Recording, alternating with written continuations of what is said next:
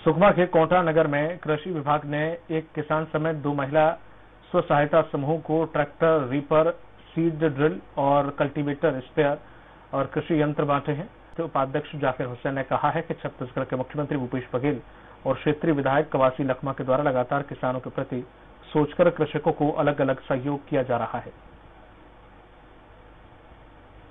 आज कोंटा नगर में, कोंटा क्षेत्र में कृषि विभाग द्वारा 3 ट्रैक्टर और कृषि के उपकरण का आज वितरण कार्यक्रम था।